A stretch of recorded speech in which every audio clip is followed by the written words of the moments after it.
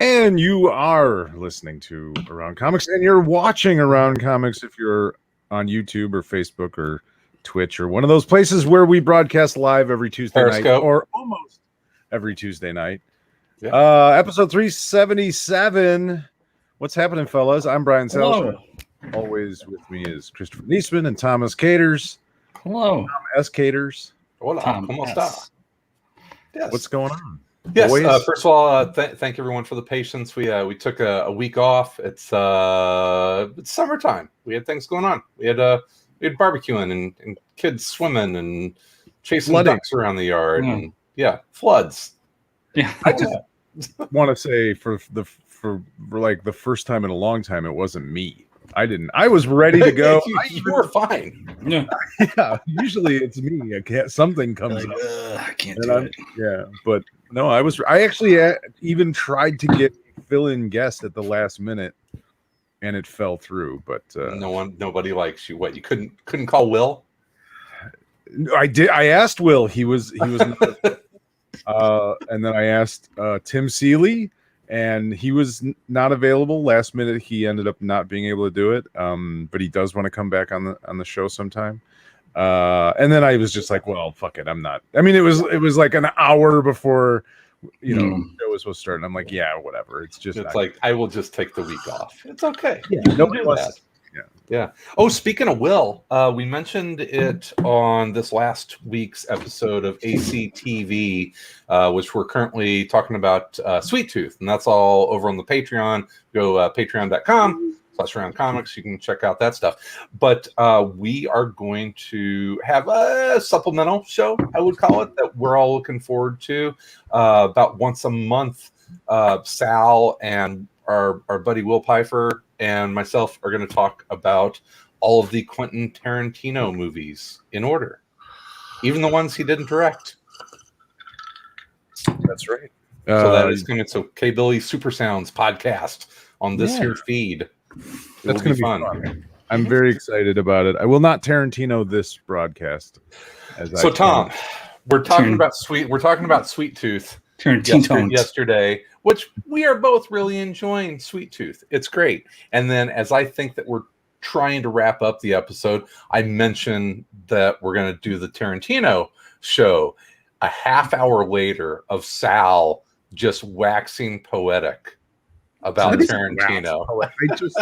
We're waxing poetically. I have a lot of thoughts on Quentin Tarantino. Well, I'm not going to get started. Don't get me started, Chris. Yeah, let's not do it now. Yeah, so people got a good old preview of that because we went on for a while, which was fun. So yeah, the K-Billy Super Sounds podcast. Look for that here in a couple weeks, right after Sweet Tooth. We wrap that up this week. Tom, how are you, sir? You look well groomed. Oh yeah, I trimmed my beard recently. Yeah. I haven't taken a shower today yet, though, so I smell terrible. Incredibly smelly. But yeah, guy quits his job. He stops. Just stop showering.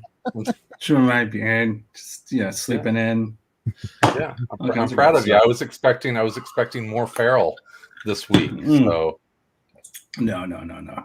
Need to keep myself looking good, handsome as ever. Exactly. Well, you sir brought up a comic while we were chatting about it here the last few days that you wanted to talk about, and I know that Sal and I read it as well. Do we want to jump in and start talking about Infinite Frontier? Sure. Infinite. I brought it up a couple weeks ago, actually, so I had to reread it today so I could remember. I was like, oh yeah, that's right. That's right. That's what happened to this. I had to remember it. So can I start this off with a question? Just for Tom.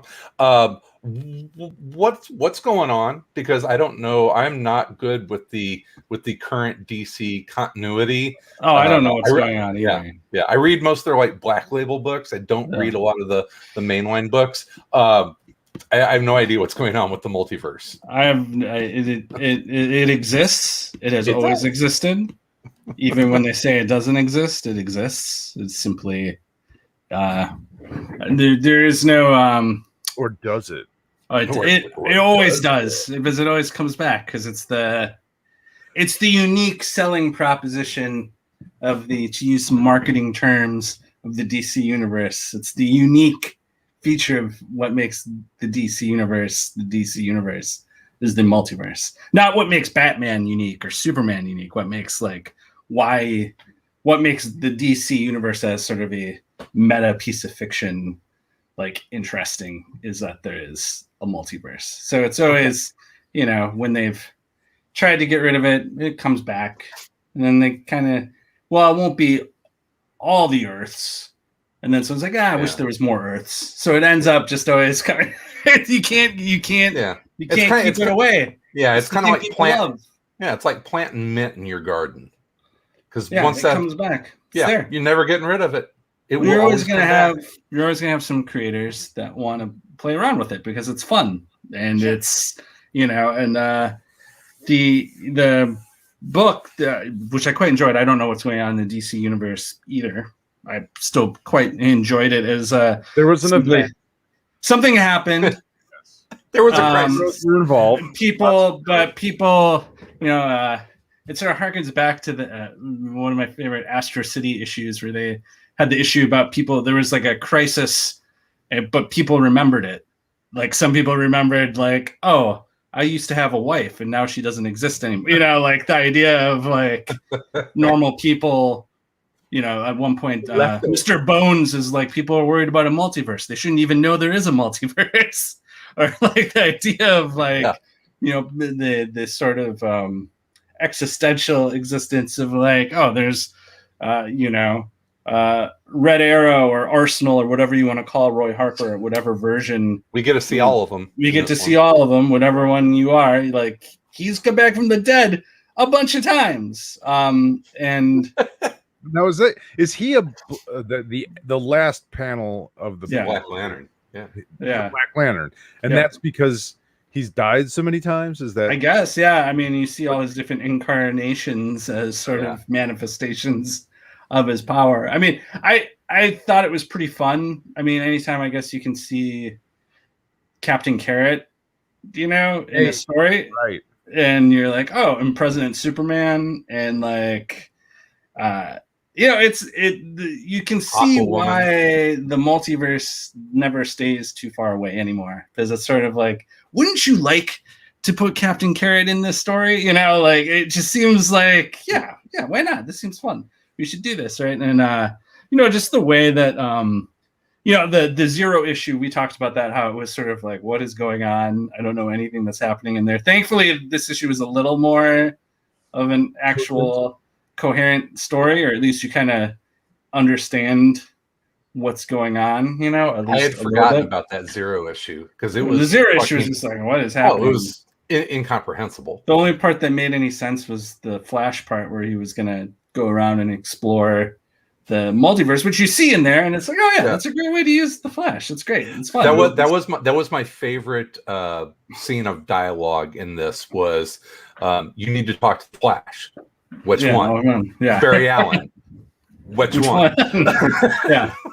There was a lot of clever dialogue in it, I thought. There was a bunch of different moments where it's oh, that's a really nifty little piece of dialogue. Someone, who wrote it? Because it was entertaining. I enjoyed it. Joshua Williamson. Joshua Williamson. And the art was cool by Zermanico. Sure. I think that's probably good. Close enough, right? But yeah, I mean, it's it's funny because you always see there's certain characters that and I'm referring to the Flashpoint Thomas Wayne Batman. That character just won't ever go away because people want to play with it. So he's always going to get dragged into stuff, and it's just always interesting. To see when characters sort of achieve that status of someone wants to play with this character. He's just always going to kind of be around whenever there's a need, some sort of story like this. It'll be oh, I'm going to grab that Batman for whatever reason. I didn't love Flashpoint way back when. I didn't really like a lot of the stories that came out of it, but for whatever reason, the Thomas Wayne Batman that sort of stuck with people. and seems somewhere around here, I have the Wayne Casino chips. Is that it? That fell? No, the Tom just lost his coaster. Yeah, my coaster fell off the bottom of my sweaty drink. But no, I have some. They're around here somewhere. Do you remember they were giving those out at comic shops? I think the Wayne Casino poker chips. I don't remember. Yeah, but that was all part of the Flashpoint One stuff. of the many tchotchkes of things over the years. I probably have one somewhere. I don't even Some of the garbage handed out. Of course, has to forge through his. He's got digging. I gotta find these casino chips. Ship it somewhere. I may need it. Yeah. I thought it was interesting. I thought, it was, like you said, it is fun. The multiverse is just fun. You can have fun with it, and this issue I thought did have fun with it in a bunch of different ways. And like I said, I thought there was some really clever writing. I really liked the scene with Mr. Bones and the woman who I don't know who that is. Who that is? Chase something, I think. Yeah, I forget what story she's from. But I thought their dialogue was very well written. It started with her, sort of enjoying her dessert, and then it ended with her losing her appetite from the conversation. And I just thought, oh, that's a really clever, like really well written couple of pages where it's an actual, sort of interesting dialogue. Like it's they're just sort of talking. It's very much just talking heads in this couple of pages. Yeah. But it still made the dialogue interesting just to have a clever, kind of close to it, and that sort of dessert, sweet tooth kind of thing run through the whole conversation. So I thought those couple of things really that, and then even like the beginning, the opening scene with Ma and Pa Kent, right? They are from Earth 23. Yep. And it's like, why would someone ship us a Batman? That was a great line. Like, why, they're just driving along and bam, another ship falls out of the sky and they're like, again, really? This happens to it, and it's Batman, but it's not their Batman. And they're just more annoyed about it than anything. It's like, we got extra Batman. But one of the things I thought was interesting about this book was sort of the groundwork or the atmospheric sort of idea that not everyone believes that the multiverse is real. Yeah.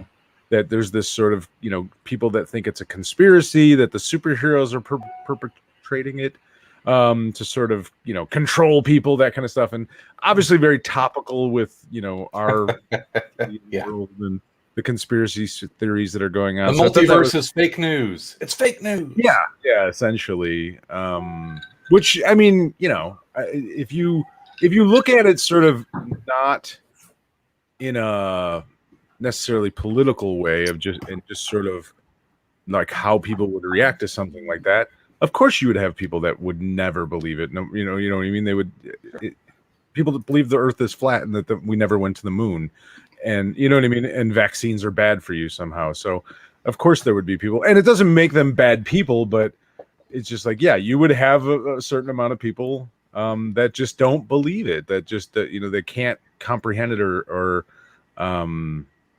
their brain just can't process it. So they can't possibly believe it. So I thought that was kind of interesting. And then of course, I'm a sucker whenever you change art styles depending on sort of right, the page with the Flash where he just like did all the styles of the Flash, all the it's like, that's I'm a sucker for that kind of thing. But I thought that's when comic booking is good, whenever you dive in and actually use the medium to tell the story. I think it's neat little visual tricks. Like big books, sometimes that stuff isn't really thought out that well, and or it's not that it's not thought out, but I just think it's sometimes hard to add those little flourishes when you're working on a monthly schedule, and you may not have time to do it. But sometimes it's hard to have one artist do an entire issue. Yeah, right. One of these big event type things. So yeah, for sure. Yeah. But You get to see Psycho Pirate. That's always fun. Psycho Pirate, oh, it is. He is always fun, isn't he? But Yeah. yeah. So harkening back to the original Crisis, right? Like, Yep. Flash and Psycho Pirate. But there seems to be something different going on, and They're the not gonna be boss, buddies whoever this time. Psycho Pirate's boss is. Any idea? Any guesses as to who that is? I mean, we see. I mean, he's got the Omega thing on him, so I assume I'm gonna guess Darkseid. Might be Darkseid. It might be Yeah, Darkseid.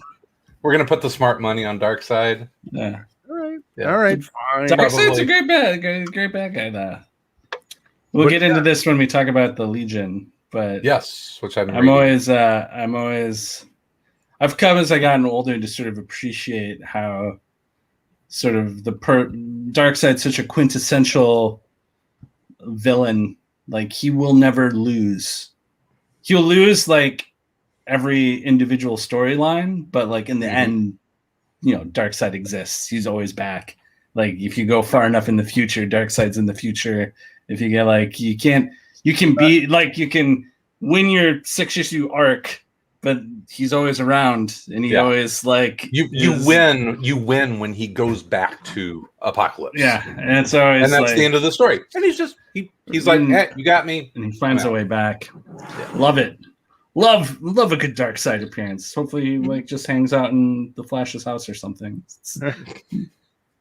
Like he's looking for someone. Like Mr. Miracle, when Darkseid was just sitting on his couch eating dip, like waiting for him. Waiting so for be, Hey, everybody's got to relax from time to time. Family, right? I mean, your family, exactly. A world-killing. No reason to put on airs. When your family's visiting. That is kind of funny. Yeah, it was good. It was a good book. Good. Yeah, I'll read the next one.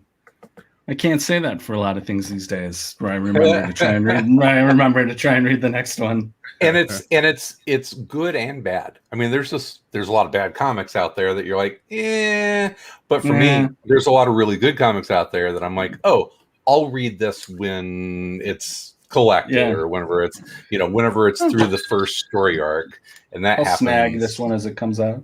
I just better get more Captain Carrot. I want I bet you do get some Captain Carrot.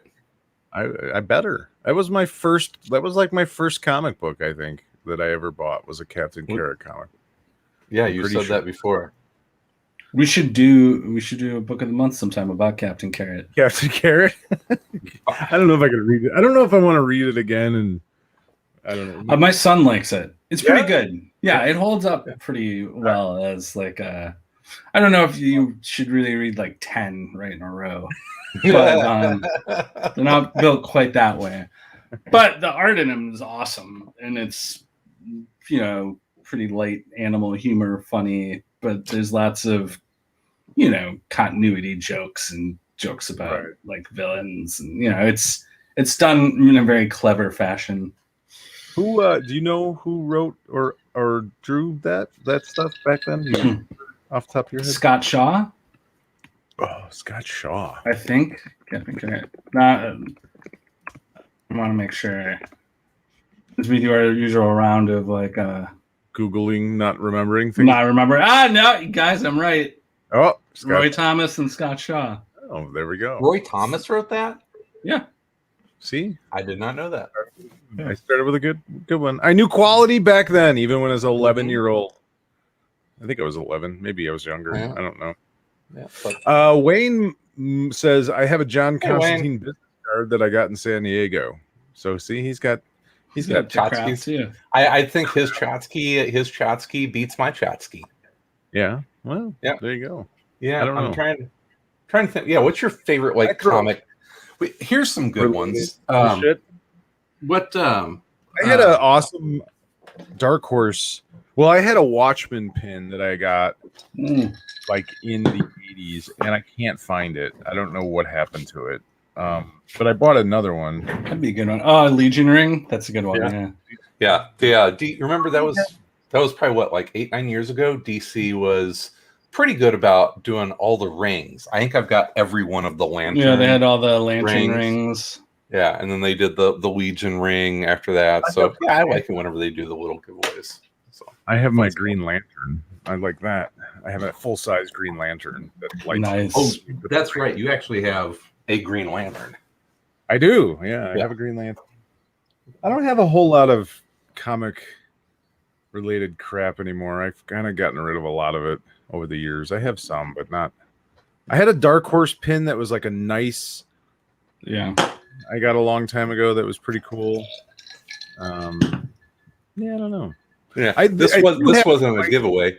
That's a GCPD badge that was from the Dark Knight movie in Chicago. Wow. So eBay. Yes. no, actually, a friend of mine who was a cop in Chicago gave it to me. It was one of the props.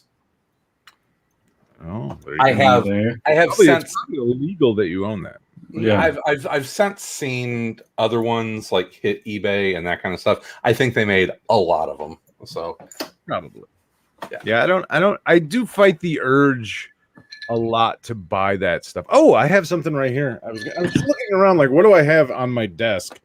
And here's the only thing I have on my desk. It is a bottle of cyanide from the Super Spy. Was it Jeff Lemire's Super Spy? Remember Super Spy? Yeah. it was Kent. Oh, Was it Mac? Yeah. Oh, Super yeah. I Spy. think I've got some of Bottle of those laying around. cyanide. I still have that. That's he was like funny giving because- those away. because that is actually what I was going to talk about tonight. So Mind management. yeah, The I just game. wanted to We're mention talking it. about a game. I was going to mention it. You mentioned it twice already. Have I, or did I say I was going to mention it? No, you mentioned it. We've seen Okay. it. We Did I do the Yeah, like you the can- whole unbox? It's really awesome. I will not fucking talk about it again. three But it's times is a lot 3 times too It's much. awesome. for one game. It looks Yeah. it looks good. It looks like a hefty box. It Well, is. You could murder someone with it. Yeah. It's. Let me put it this way. It was the Kickstarter was like I think it was like $90. I don't feel cheated at all. I mean, You should. it's really well made. It's super cool. So, but yeah, that's that was his bottle of cyanide. who are you gonna play it with? Now that we have a every week gaming group, so Oh, okay. nerd, yeah. Nerds. Nerd. No one will know mind management but you. Guys, I got this game. I got this It's awesome actually comic that no one's read. yeah. I've got to play it, but It looks like one of those games that I loved when I was a kid that was mostly setting it up and very little time like playing. I remember when I was a kid, there was this Buck Yeah. Rogers board game that was fucking complicated to play. Like That's not the setup. yeah, like so I usually spent just most of my time setting it up because it had all this shit you could do, you know. So it was like perfect for like a 12-year-old kid. Yeah, lots of parts. But no one wanted to play the film. First of all, it's Buck Rogers. No one gave a shit. Second of all, it was complicated. Like it was like I used to play so I had a game back in I don't know, this is probably either late 80s or early 90s, and it was called Supremacy. And it was basically like it was sort of like Risk except with nuclear weapons, and it was incredibly complicated and it took forever to play. And I loved playing it, and I could never get anyone to play it more than once. It was super. It just took forever to kind of. I'm you trying know. to find this game. Oh, okay, I found it. I'm gonna send Buck it. Rogers. Yeah, I'm looking at it. Oh yeah, no. Oh, Supremacy. it's so complicated. It's Supremacy was pretty complicated. It was. I feel bad. My son is the same way I am with like he likes complicated games, and he loves Risk. Risk is his favorite game to play, and no one will play it because it takes 11 hours to play a game of fucking Risk. Yeah, and he's got the time. Yeah, Yeah, exactly. still one of my favorite Seinfeld episodes. I did like. I did like Risk. It was called Buck Rogers Battle for the 25th Century game. Involved lots of tiny soldiers Like you look at the image, you're like, oh my god, who's gonna play this? 12-year-old Tom Caters wanted to play it really badly. Did you guys ever know anyone that played like those, like like strategic war games? I don't know the names of any of them, but like, with all the miniatures, it'd be like Axis and Allies. Yeah, Axis and Allies. I tried. That was another game that I always wanted to play, but spent more time setting up. Yeah. Than like, this is complicated. It's like, there was a game shop by us, and there were guys in there that would play that game, and it was like, I would watch for a little while, and I was just like, how do you possibly enjoy this? Like, how could you possibly enjoy playing this game? It seems so tedious, but yeah. I always used to look at it like it's people that love tedium. At the comic book, yeah, it's the right type of tedium. I used to look at the comic book store I used to go to in Green Bay. They had board games like that, and I'd always like look at the Axis and Allies game, and I'd be like, "Oh, that looks fucking sick."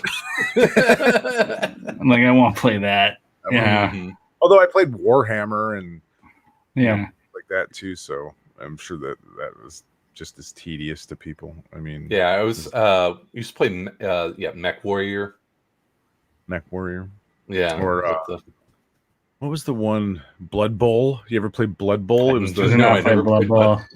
Blood Bowl was basically football with like orcs and trolls and D&D monsters in armor. Yeah, and it was miniatures that you'd paint and everything, but then you would basically play a football game, but it was all like medieval monsters. So it was actually a pretty fun game. That's hilarious. I think that came out of Warhammer or something, but I did play that for a little while at one point in my life. I mean, that eventually just led to me. All those games led me to like also doing the same thing with like role-playing games, where I would just read like source books and never play. Yeah, I get like I love the Teenage Mutant I got the Teenage Mutant Ninja Turtles role-playing game.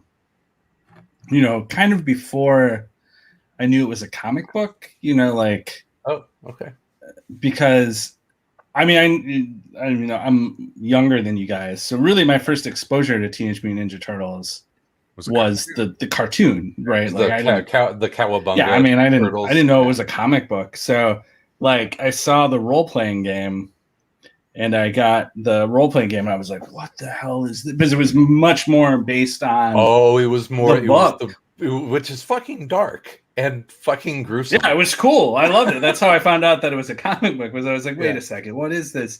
But I don't think I ever actually played it more than like, maybe like 2 or 3 times, because like my friends who liked Teenage Mutant Ninja Turtles didn't like the game because the game wasn't really like the cartoon. There was also video games existed. There was the Teenage Mutant Ninja Turtle like arcade game, which you could play it does amaze me that like there seems to be a resurgence of RPGs, right? Like Stranger Things, I think we've talked about, like Dungeons and Dragons has had this. I think Dungeons and Dragons said they had their best year ever last year. It's not even a renaissance. It is a new golden age for them. Yeah, and role-playing games in general, I think but it's funny, like, to think at a time when we are separated and there's more entertainment that you can stream, more video games, more things you can do.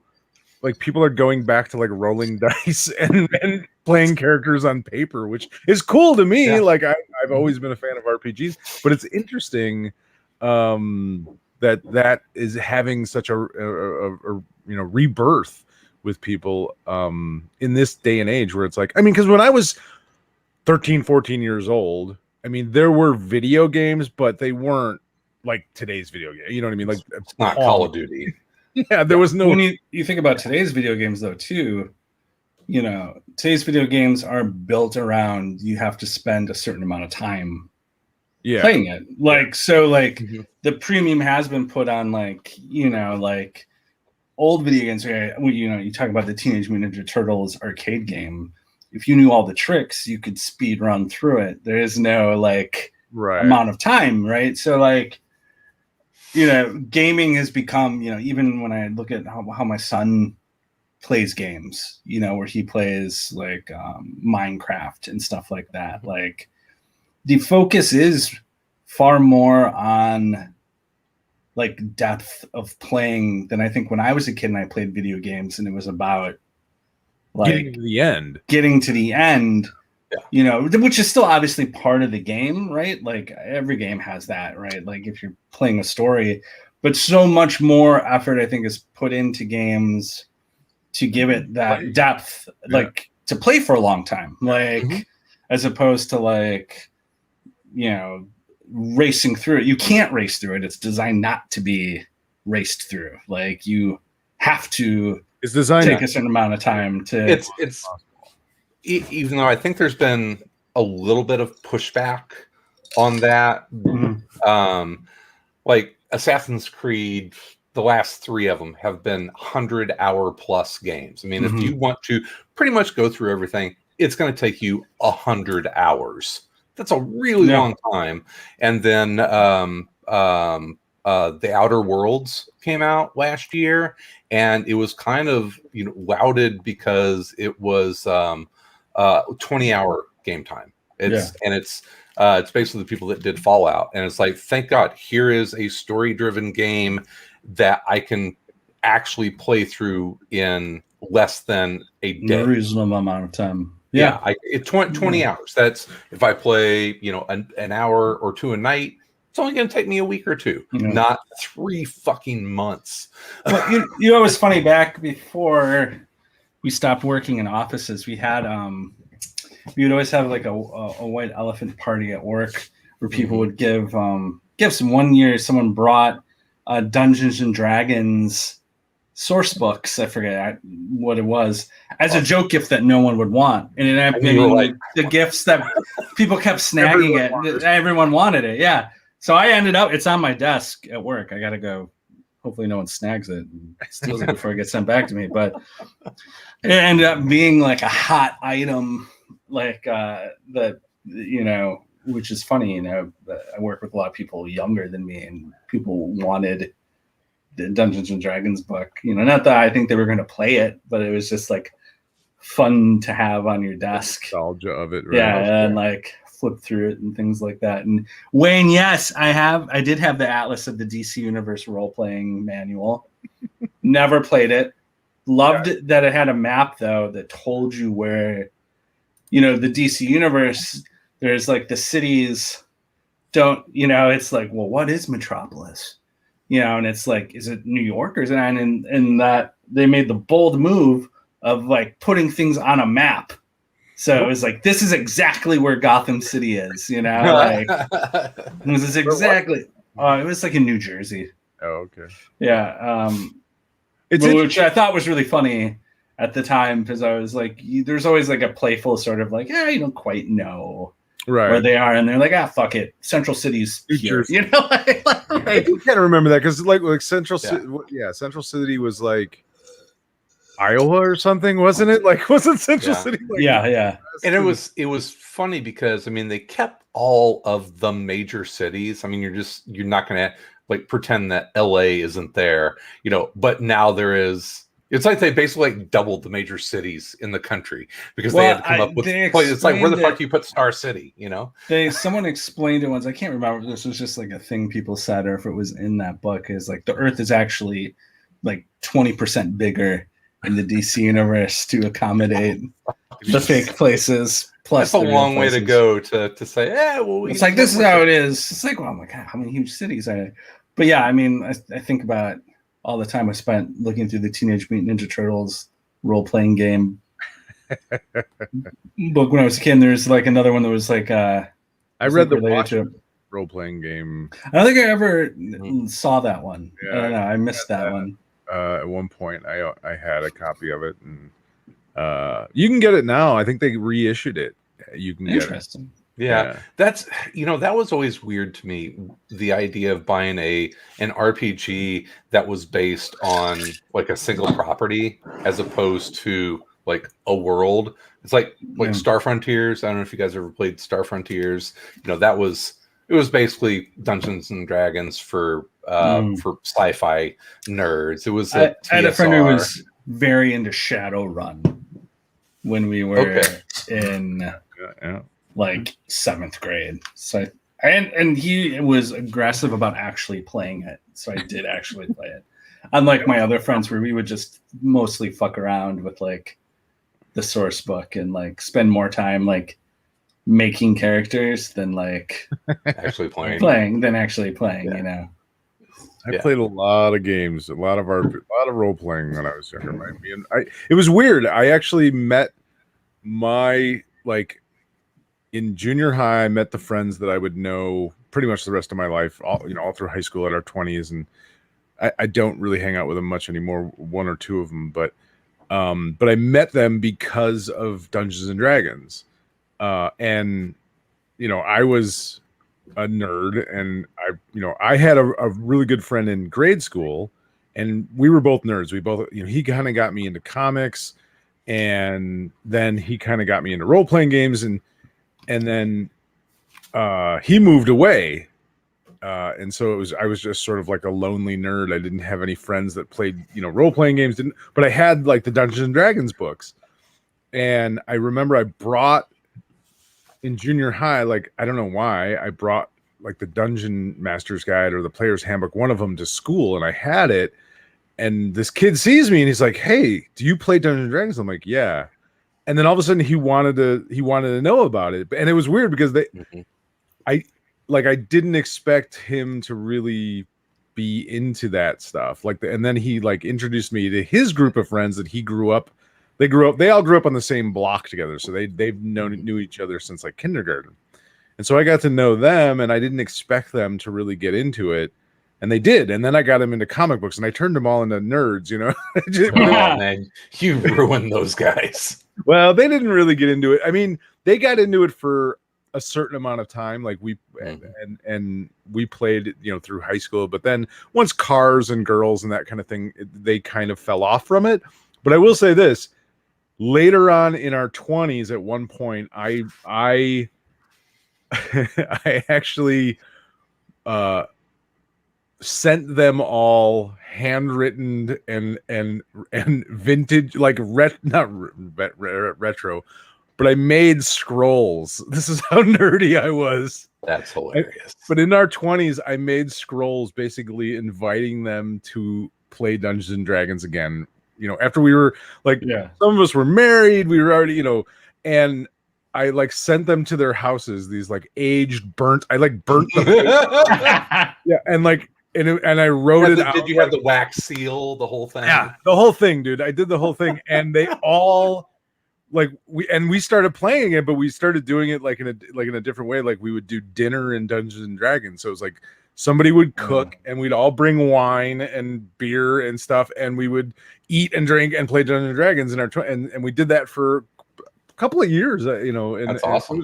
It was really cool. Like the fact that I had got those guys into it at one point. We played in high school, then we kind of stopped, but then we actually played again. So it was we did a lot. I love our ACD&D that we do, but there's nothing that replaces being in the same room with everyone and playing for for sure 4 or 5 hours. And it's great. I got that wrestling role-playing game that I never got around to playing that I backed on Kickstarter. Maybe we should get that going. Yeah. I'm sure we can get some. Yeah, I started reading it. It was at the very beginning of the pandemic, and I was like, and then I realized how stressful the pandemic was, and didn't have time. I was like, I don't have time to do this. What am I thinking? Like, I'm not on vacation. So do you like in the wrestling one? Do you like have to cut promos and? Yes, that's part of the game. Yeah. Wow, nice. Yeah. That's actually kind of cool. I'll send a link to you guys. I backed it on Kickstarter. Yeah, it was great. It was called I'm just looking at it right now. It's What is that? I had the folder. I gotta take it off this before I give this laptop back. Worldwide Wrestling, Worldwide Wrestling Second Edition. Second Pretty cool. edition. There was Yeah. already- All right. We've done it a couple of times. This is the second Impressive. edition of it. Yeah, it's. I mean, it definitely scratched my source book itch. Of like, I want to read about rules. I will never, How I will never rules play work. this game, but I'm gonna read the fuck out of these rules. I'm gonna imagine. Yeah, like I'm gonna like look at. They got like sheets like showing wrestling maneuvers that you can try and like. I mean, I'll send you guys a link Difficulty to it. levels. Oh, Yeah, that's exactly. That's awesome. All right, brother. It's all about getting a reaction from the crowd. You gotta It's get all a- about you gotta gotta get get a the pop, pop, brother. dude. You gotta get that heat. yeah. Nice. You gotta get me Nice. over, man. You got. Yeah, I'm gonna be a baby face, and then I'm gonna turn heel, and yeah. That's how the game works. I mean, it's like the meta like level of it is very. It's I'm- really well done. I'll send you guys a link to it. Yeah, It's Nice. I'm sure there are a lot of I know guys, and that are such huge wrestling fans, and I'm sure that they would dig that. But it is a fun wrestling is another one of those like niche nerddoms. Like there's a huge And there's overlap with Oh, yeah. comic fans, a lot of them, and a lot of. I mean, I haven't been interested in wrestling since I was probably 13 years old. I can see my son starting. There's kids at school that like it, Mhm. and he's starting to like mention wrestling things sometimes. Where I'm like, "What are you talking about?" Like, Start showing them some classic. listen, buddy. You, This here is Bruiser Brody. Yeah. From- when I was How a do you know kid, what a suplex is? Yeah. You know. when I was a kid, so you'd stay up late to watch Saturday Night Main Event. And you didn't know if it was going to be Saturday Night Live or wrestling. You didn't know. Like sometimes it was Saturday Night Live, and sometimes it was wrestling. It might have been wrestling. That's right. My son got Um, into wrestling for a while, and we watched it for a while. We watched WWE again for a while, and I actually took him to a couple of different things, and he dug it. But then, as soon as he found out that it was fake, Oh yeah. Ruined it. he Ruined lost one. interest in it. And although we Yeah. did still watch a little bit, but then the WWE just got so weird. Like it's gotten bizarre lately, or at least over the Yeah. last couple of years, it's even more bizarre than normal. But and he just he kind of lost all interest in it. I'll turn it on every once in a while. More bizarre than Dink and Doink. The clown. Yes. Yes, more bizarre than Dink and Doink. Well, the next time you're in Milwaukee, I'll take you to this place called Vanguard. Fantastic sausages and good bar. But what I love about them is that on all of their TVs, they play 80s era WWF, Nice. and it's fantastic. I love all now. There's like this huge, there's all sorts of biographies and Yeah. documentaries and behind the scenes stuff that you can watch. And like, have you guys ever watched what's the show? It's the Dark Side of the Ring? Dark Side. Yes. Sorry, I can hear you. and Vice. That's excellent. Depressing. A lot of them are, Mhm. are incredibly depressing. Very rarely are any of those stories like, oh hell Happy yeah. endings. Yeah. Yeah. Like, hey, I mean, worked just- out just- okay for just- him. Like, it's Just usually watch the movie The Wrestler. That's It's just probably like, pretty accurate. no, you know? things didn't turn out good for any of them. I can't No. think of anyone who. Maybe The Rock probably would be the Right. The exception yeah. to the rule. I think you'll have more of guys of his generation but like those 80s guys, I mean, there was so much cocaine and yeah. steroid abuse and just like it was so wild and Yeah. insane. That I think you'll have guys now that are a little more, More. like I think John Cena is probably going to be fun. Yeah. You know what I mean? Like Yeah. Stone Cold Boston seems to be pretty well together for the most Yeah, part. they- Yeah. Moved on. Yeah. I like I think Cooking Andre Doll. the Giant. Andre the Giant probably had. He died younger than he should have, but I Well, mean, he his wasn't a life was tragic. tragic, Yeah. though. I mean, his affliction Yeah. was a tragic, Yeah. you know, Yeah. not being Yeah. able to fit in like a normal chair. Right. Yeah. Right. But he also It's he also became an uber popular celebrity. yeah. I bet he Because was of it. happy all the time though. Yeah. Yeah. I don't True. think he was. He wasn't that old when he died. Like No. he was like 40 something, you know? Like Yeah, that's It I was- would guess like 48 or something. yeah. Yeah, I mean the guy had to shit in a bathtub in Japan because he couldn't sit on a Yeah, man. That's legitimate. Wow. Like he had to put like newspaper in a bathtub so that he could. He was 47? Ew. 47. Oh wow. 46. 46. Shit. Wow. He was beloved for sure. There was Yeah. he was certainly beloved, but yeah, a lot of those stories they do. Ooh.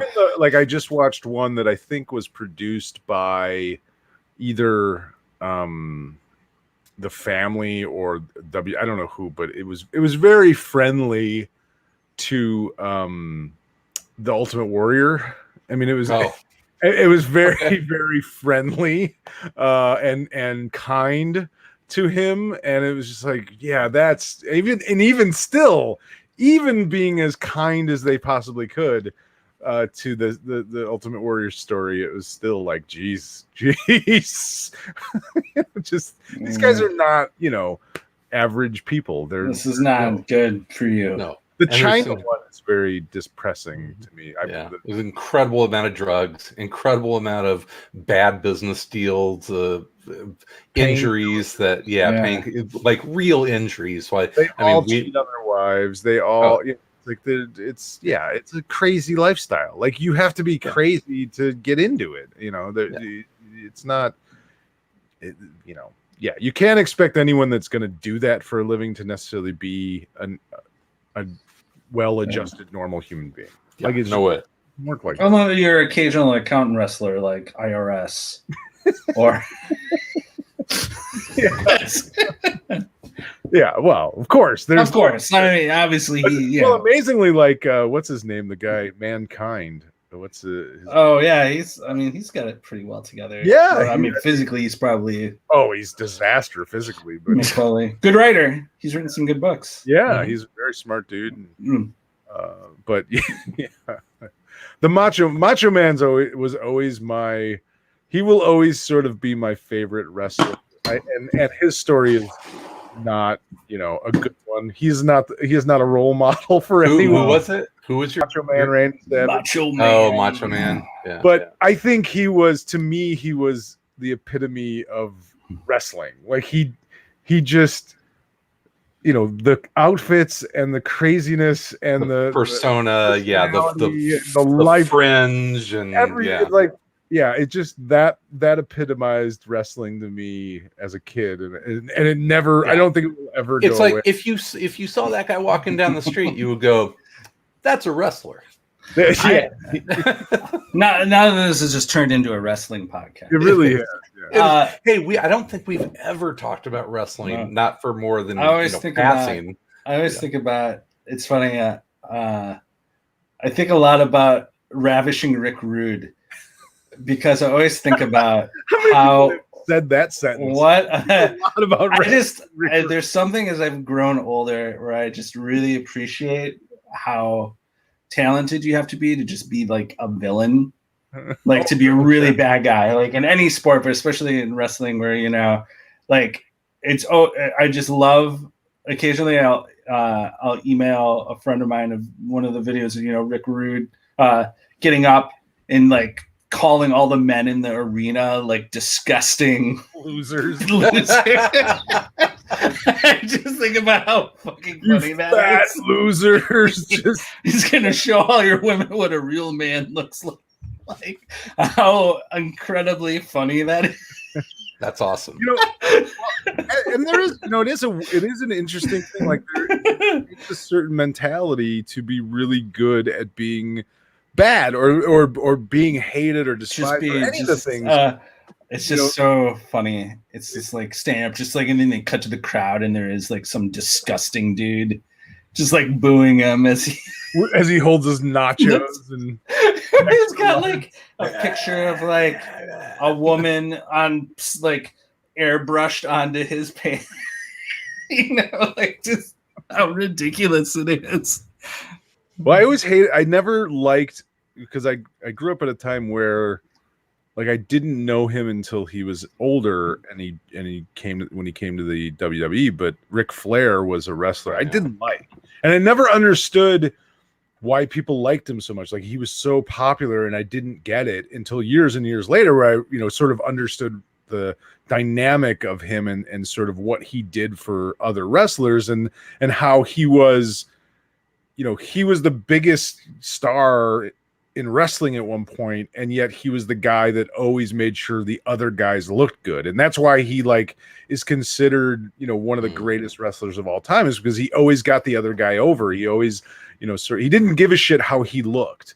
Like he didn't have the ego in that sense of like, but he's also a fucking hilarious and insane personality too. On Twitter, I follow No Context Ric Flair, where it's just they just post videos of like Ric Flair yelling about his Rolex watch or like his $200 shoes. Yes, I mean it's just great. It falls exactly into the Rick Rude thing, where it's just like there's something unbelievably funny about this dude getting up like in like a Veterans Coliseum in Green Bay, Wisconsin, and telling all the guys there they're just fucking disgusting.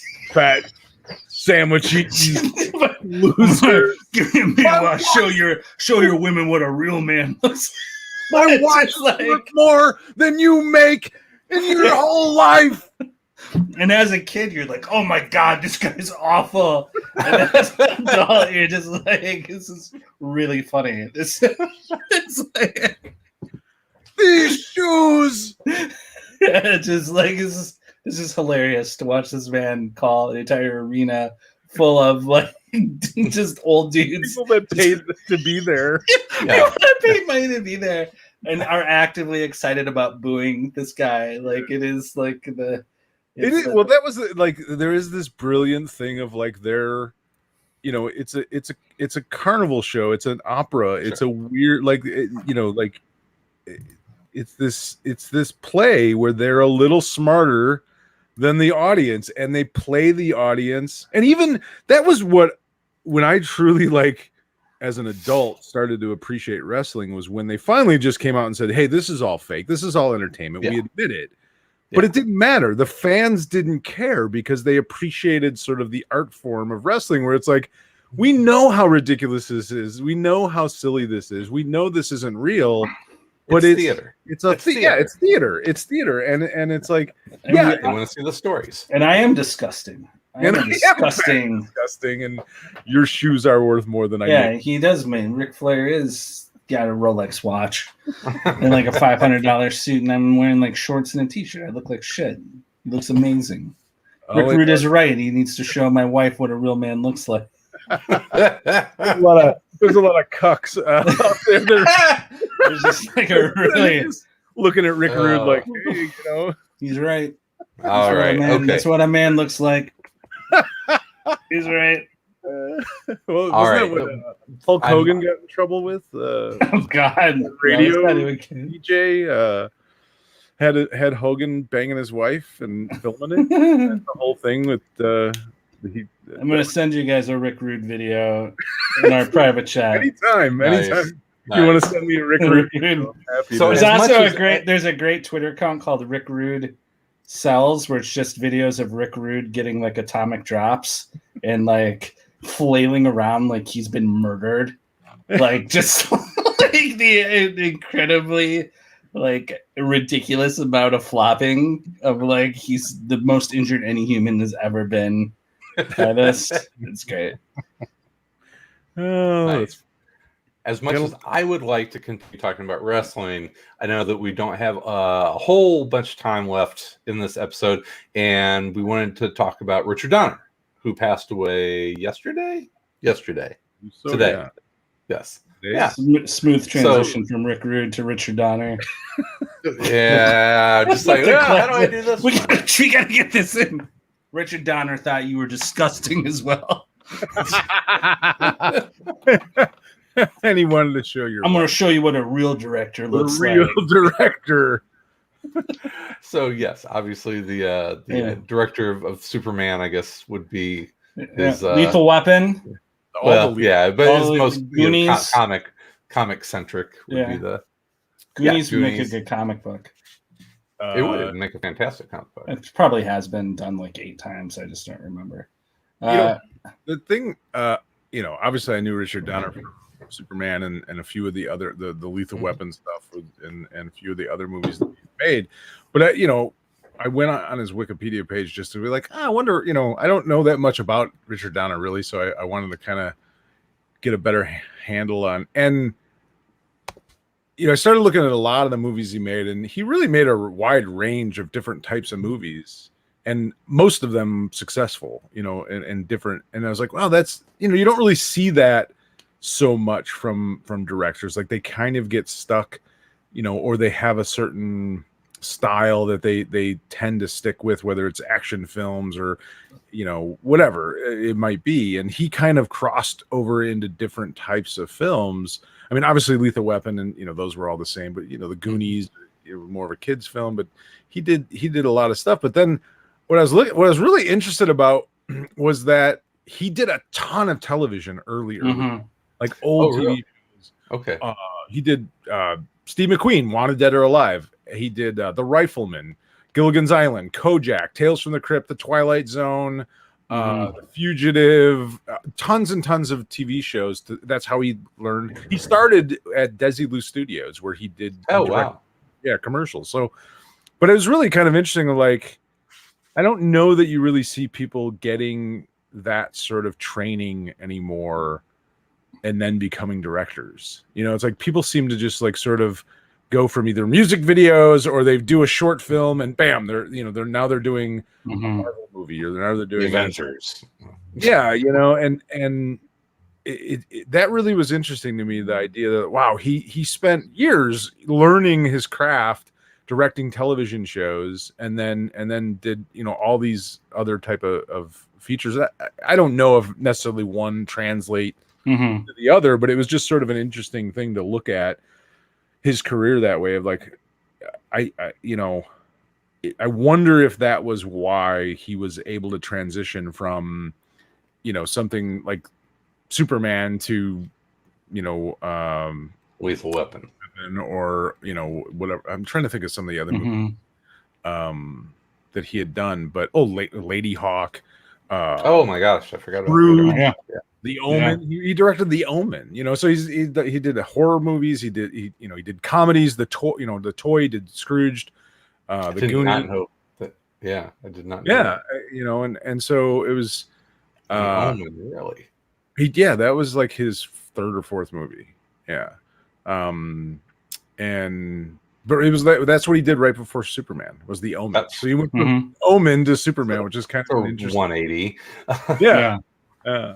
But yeah, so just sort of interesting that he had a really wide range, I think, and then I kind of feel like he did a lot of that TV stuff. Was that sort of how he learned to transition? He could do anything, you know what I mean? Like if you go from The Rifleman to Gilligan's Island to The Twilight Zone, it's like it's not gonna matter what kind of script you make, but it seems like directors today kind of just do one type of movie for the most part. Like it's like even a director they just kind of get, I don't know if they get cast into that or it's their choice. That's what they're comfortable with. Because they've never been forced to get out of that comfort zone. Maybe, I don't know. Yeah, and there's a lot less money being. I mean, as you see with what movies exist, right? Like, if it's not a giant blockbuster or cost nothing, like those are the things, right? So like that's true. A movie, like a movie like, look at something like Lady Hawk or Scrooged, which wasn't a zero budget, but it's not a gigantic, not a Superman budget. Like it's in that middle space where those things used to exist more, right? Where now things are either like they don't. It's a TV show now. Yeah, they become TV shows now because like that's the format in which they exist. I mean, I've always the Superman, the original Superman, you know, I occasionally will catch some of it on TV or I'll watch some of it. And I'm always amazed by how it has aged so well, even in comparison to Modern. superhero movies from 10 years ago, right? Like, I think part of it is like his vision for how that movie would work was based so much on charm of like that Christopher Reeve was great, and the direction was great, and like the story was, you know, like they built it around how much you would like Superman, right? Like you like Superman in that movie, and you totally buy that Christopher Reeve is both Clark Kent and Superman, and you totally, I would say you like get it. Hell, you kind of like Lex Luthor. You certainly like Ned Beatty. Yeah, and very charming movie, just in general. Yeah, everybody, it's like up until the very like the third act where Luthor becomes a bit more villain. Yeah. Up to that point, it's sort of he's just kind of like he's a huckster. He's a huckster. Yeah, you kind of don't totally buy that his thing's gonna work. Right. You know, like you're always kind of like, I don't know. It's Lex Luthor, you know, which is a very, you know, when you think of the context of what, you know, think about what Superman comics were like in the 70s, you know, of like what Lex Luthor was, you know, like now I think it's amazing how much that movie has sort of influenced what we think of those characters too, right? Of what Lex Luthor is, or what like, you know, when they did the Superman with Brandon Routh, right? Like they called back to the Gene Hackman Lex Luthor, you know, with Kevin Spacey, you know, that was like the classic Lex Luthor, you know? So yeah, I mean, I'm always around for 40 years at that. Yeah, when I see that movie, I'm always like, this is just like a really charming movie that always it just works. It works better than you know, some superhero movies from 5 years ago. I would, you know. And it still continues to influence the comics directly, because I think you know Jeff Johns is, you know, unabashed in his love of. Did he work for Donner at one point? He was like an assistant for Donner at one point. Yeah, that's what I mean, he basically wrote the continuation of it and had Gary Frank draw it, you know, like the actors. So, you know, and that ran for a while. That movie is canon in DC. I mean, for me, you know, I was 7 when that movie came out and saw it in the theaters and blew my mind, you know, and I don't think I can think of Superman without thinking of Christopher Reeve. I don't think I can think of Lois Lane without thinking of Margot Kidder. I don't, you know what I mean? Like I just don't think that they're so ingrained in my brain that even the music. But I still think it's one of my favorite superhero movies. Oh, for sure. You know what I mean? Well, it's I'm always like, it's always interesting with that movie how interesting of a character Lois Lane is in that movie, of like sort of like ahead of its time in a way, of like how it treated her as like a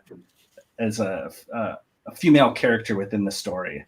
Sure. Of like she has so much of that movie isn't just Superman versus Lex Luthor. It is a classic like Superman trying to outthink Lois Lane, but doing it in a way that's not like sort of the silly, not, you know, obviously I love the Silver Age stories, but you put that on a movie screen, it can feel goofy or dumb. Right. And like they did it in a way where it was clever, and like Superman's clever, and like Lois Lane is also clever, and they're both smart, and like it still works. Like as opposed to the comics sometimes, where if you looked at it with like a modern eye, you could be like, Superman seems maybe slightly cruel and Lois Lane seems maybe slightly dumb, you know, like, you know, like he found a way before even people probably thought that way about those stories of like, how do you tilt that to be more about like, I feel like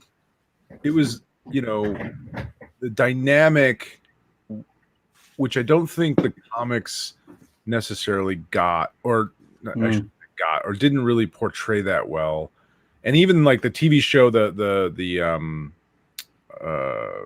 Reeves, George, Yeah, like, George Reeves, the it didn't 1950s. portray this either, but it was like in that movie, Clark was a fish out of water. You know, he even though he was Superman, he comes to Metropolis, and he is this sort of farm kid. Mm. He doesn't have, as much of it might have been a put on to some degree to play Clark Kent, but he doesn't have street smarts. He doesn't have. There's he a doesn't lot of know- there's a lot of golly gee. Yeah, it's There like, is. yeah. And Lois is this very, Yeah. very street smart, very savvy reporter that's been dealing in the city for a long time and doesn't really have time for Clark. And even when he is Superman and they're interacting, he is so not childlike, but he's almost like a blank slate. You know what I mean? Like Superman is even just sort of like naive in a lot of ways, and he's so optimistic and she's so cynical. She's the cynical, hard-nosed reporter, and he's very optimistic, and they play that a lot in their relationship. And I always felt like that was some of the best moments of any of those movies. I mean, even the second and third ones that are terrible, some of the best moments are the Lois and Clark moments. Yeah. Sure. The relationship moments between them. I don't know, was it the third one where he tells her that he's Superman, and it's not a great movie, but even still remember that moment, like, oh my god, that's the Richard Pryor one, right? I believe. Was that 3? Yes, that's Superman 3. Yeah, Not a great movie.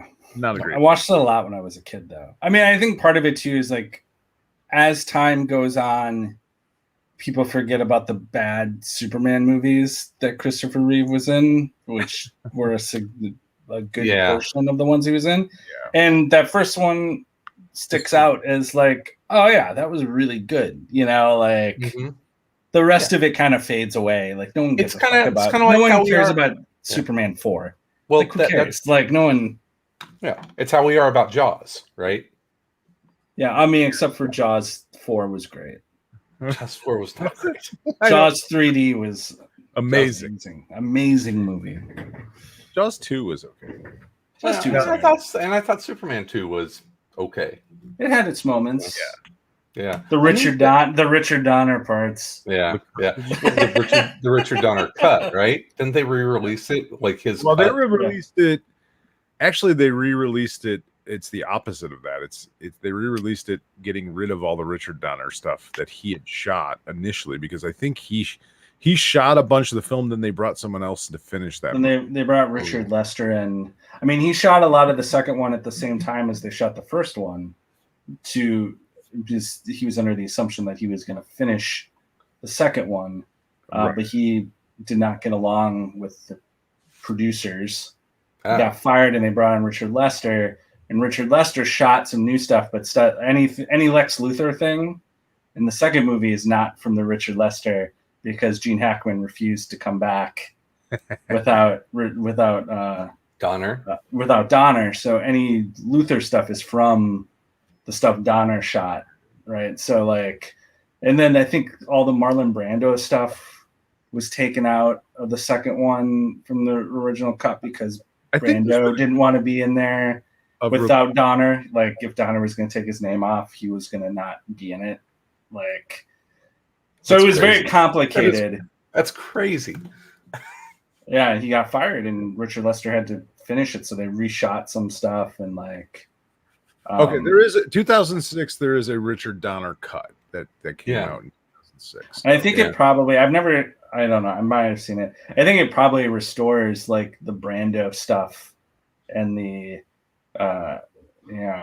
whatever. They maybe paid Brando the money he wanted or whatever he was negotiating. Wayne says, yeah, there you go. Brandon wanted more. Yeah, whatever Brand maybe he would pronounce Krypton correctly. They paid him more money. Krypton. Never pronounce it correctly. Line he will not cross. Well, Christopher Reeve is a great Superman, and Dean Cain is not. Well, It's not a great. The Brotherhood of Superman, not the. Yeah. Fox News loves the fact that Dean Cain played Superman, and they play that up so fucking hard. And it's like, dude, you don't speak for Superman. You were fucking an actor that looked good in the fucking costume. Yeah, and you are not Superman. Yeah, you are not Superman. Those weren't You are even not your Superman. words. Those weren't even your fucking words. Yeah. You know, there were someone else's words. Dean Cain, no one gives a fuck. Shut the fuck up. Fuck up. I like Superman. You're not super. You're some doo-doo or Superman suit. Yeah, sorry, I just had to get that in there. No, I hate that too. I hate that. Like, there's nothing worse than like this dude. Actor, Yeah, like he's just like a fucking icon. banking off like generations of other people's work Right. that made like a character like beloved by people, and he, you know, wants to adapt that as like I'm Superman to Rail like, on Captain America. yeah, exactly. Like, it's one thing, dude, if you want to like make your money getting fucking autographs at conventions, like Right. fair game, that's Right. fine. But like, now you're like, you want to be taken like seriously for your like insane shit that you say because you wore a Superman suit. Right. Like, it's just like, come on. Like, Yeah, I a lot hate of it is he's getting paid to go on news that. and talk about it. is what Where's it comes Terry down to. Hatcher? Why is That's what I want to know.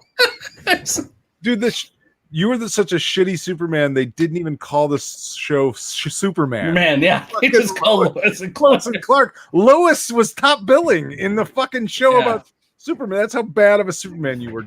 Bad Superman. You are Yeah. last as we were in our Superman rankings.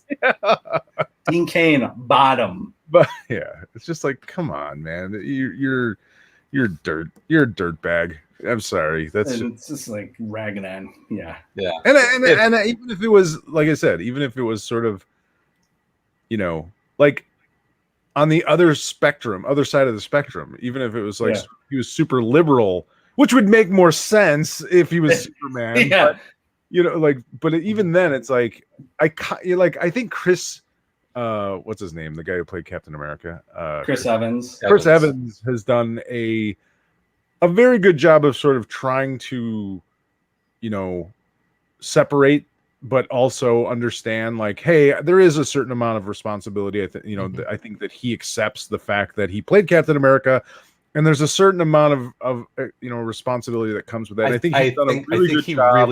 I think he really understands the character too, the core of the character. Well, that's part of it, Yeah. but I think he just, it's like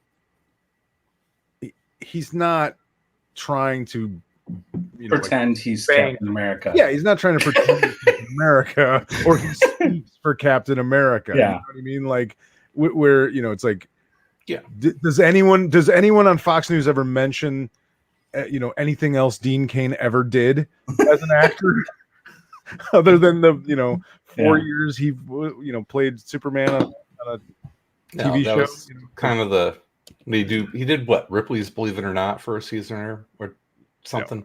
Oh crap, I had a question. Oh, I don't. What was the? I don't know. It's gone. It's gone now. It's gone now. All right. Well, that was it. That was it. I think that's all I got. Now I'm trying You to had to think what shit that on question Dean Cain. Anytime you want to shit on Dean Cain, I'm here for Sorry. that. We can do it. No, because it bothers me too, because I'm always like, dude, come on. It's just when you take like an iconic character and you're trying to like leverage it to make yourself seem more serious or like more like you should listen to me because I played super. Like, come on, dude. Yeah. Like, the only fucking thing anyone should take seriously that Dean Cain has to say is, how do you maybe play Superman on a TV show 25 fucking years ago? Yeah. That's the only thing anyone should fucking ask Dean Cain. Oh, that's what I was going to ask. Who's writing Cap? what was the script that they were losing their shit about? I think it was actually it just came out. It was like I think it was actually an anthology piece. Yeah. The thing on Fox News that they brought up was it wasn't even. I didn't even think it was that like. Is it like Captain America doesn't believe in the American dream anymore, which is like a fucking story that happens in Captain America like every 10 years. If Captain America hates America, maybe he should be. It was.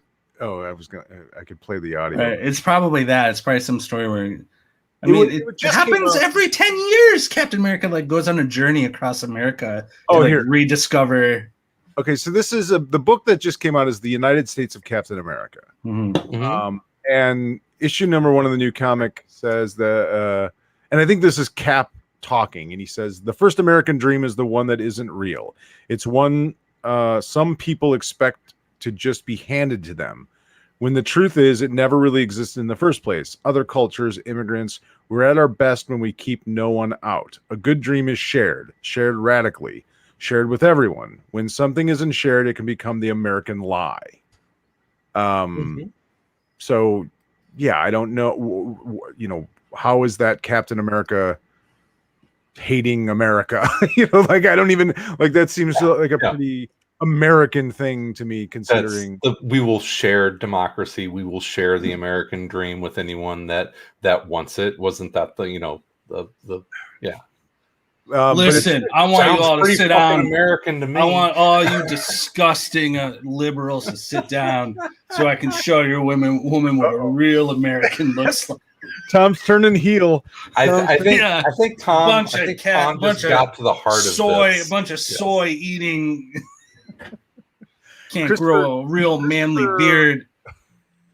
Christopher Cantwell wrote this issue, The United States of Captain. I have not read it yet, so I can't really. And I don't think either Dean Cain or any of there's 0% chance Dean Cain read. Yeah.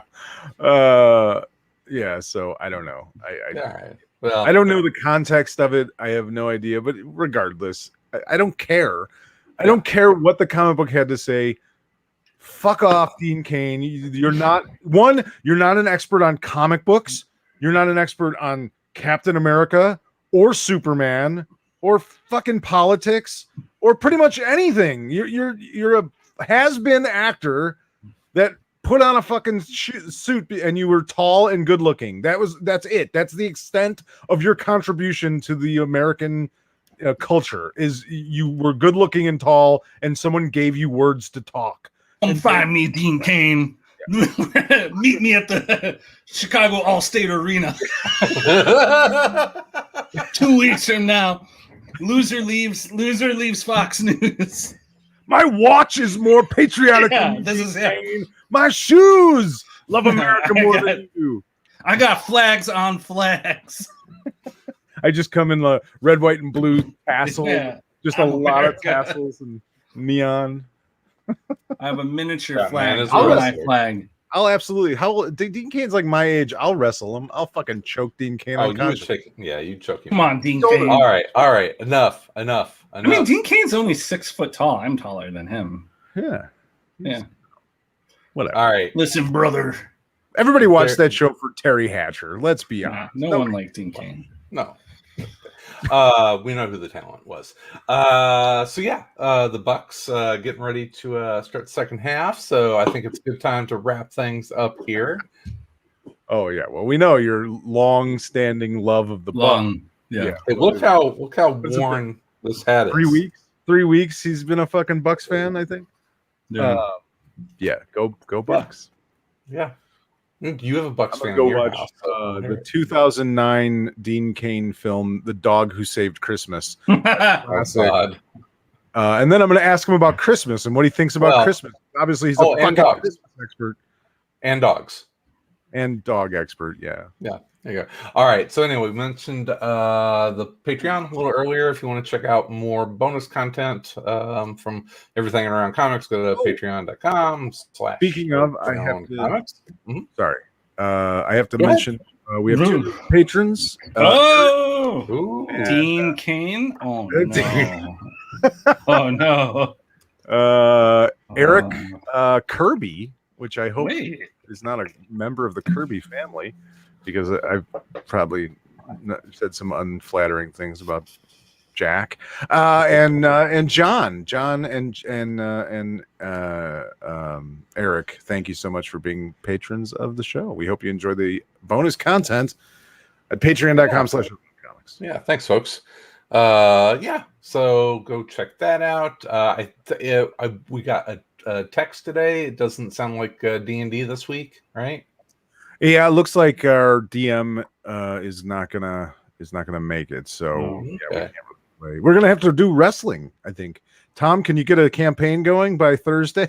I don't know. Oh, it's a lot of stress. Just a character generation. Listen, Will I take don't play. 3.5 I don't play the hours. games. I read the rules. Oh, all right. Well, I'll generate a character. we could just make up characters and We can just make up characters. roll dice to make up characters on Thursday. Mhm. No, Make our wrestling. I'm gonna be a heel. I'm gonna call myself the Has Been. My real name is Dean Kane, and I just God. Good. You're not gonna let go of This that is a one, are you? 1994 People's Choice Award. This is worth more than your car. oh, you liberal! Yeah. I was in a taxi with, I'm trying to think of Lonnie Anderson and Ricky Henderson. On the way to the Yeah. Nickelodeon Kids Choice Awards in 1998. And I said to him, this is it, baby. This is the top. Cream of the crop. Yeah. Oh, all right, you guys. Yeah, it's good to be a little extra long episode today, so that's good. We owed it. We owed it to the peoples. They get what they get. I know. These I know. disgusting listeners. Disgusting. Scumbag listeners. We just Look at turned them. heel on our own. Just Eat a salad once in a while. laying down on the couch. Right. We'll be back Fingers covered in next Cheeto Tuesday. dust. In the meantime, Bunch of nerds just sitting around Right. masturbating. You probably never even kissed a girl. we'll be everywhere in And and around. around. Wrestling. Knock off Whatever that AirPods was. covered in Cheeto dust.